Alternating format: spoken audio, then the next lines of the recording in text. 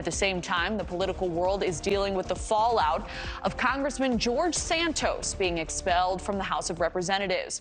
The Republican from New York was ousted on the chamber's third expulsion attempt. This vote came after an ethics report accusing him of breaking federal campaign law.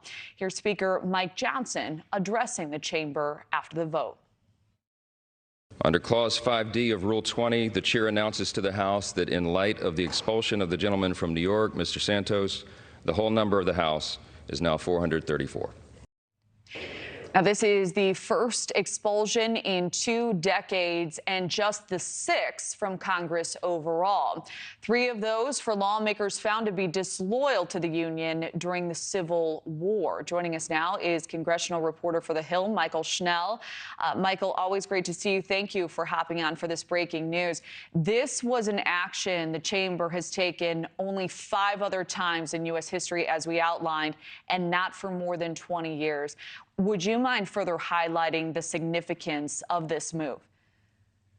I mean, the significance of this really can't be underscored enough, Kelly. As you mentioned right there, this is just the 6th lawmaker ever to be ousted from the House in history. Now, if we talk about the 5 previously, 3 of them were found to be disloyal to the Union in 1861. The 2 modern day expulsions happened after an individual was convicted of a crime in a court of law. So the Santos expulsion is significant for a few reasons. A, because his name is now etched in the history books as somebody who was expelled, but also because it sort of sets this new precedent here on Capitol Hill that even if you are not convicted of a crime, it is possible to face expulsion, like George Santos said today. And that was what a number of Republicans, some Democrats also had expressed concerns about, setting this new precedent. But at the end of the day, Santos's top critics essentially said that the allegations against him, laid out in great detail in that damning ethics committee report, were grounds for expulsion, arguing that the man who George Santos campaigned to be on the campaign trail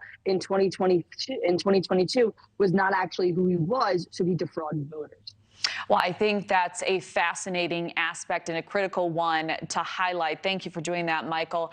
You know, as you know, nearly half of House Republicans voted to oust Santos. Another fascinating point, meaning this was a bipartisan effort. Can you walk us through the process it took to jointly get to this point?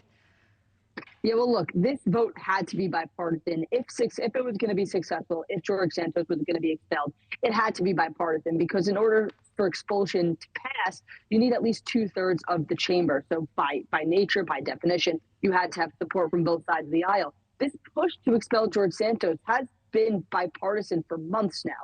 We've seen a number of Republicans, specifically those Republicans hailing from New York, hailing in districts that President Biden won in 2020. They have been very adamant that George Santos needed to go. They believe that he was a drag back home and would hurt their chances of winning re-election back in next year in 2024. But, as was mentioned, there were 2 previous attempts to expel George Santos. First time, the resolution was just referred to the ethics committee. The second time, which was just about a month ago, the House just didn't reach the 2/3 majority threshold. But really, it was that the tides had turned and this push to expel George Santos had accelerated after the ethics report last month released that damning report, 56 pages in great detail about these infractions against George Santos. That was ultimately enough to get enough lawmakers on the side of expulsion, which we saw today in that historic vote. Well, there will certainly be a ripple effect here. It is a story we will continue to follow. McShane, thank you for bringing us up to speed on this one.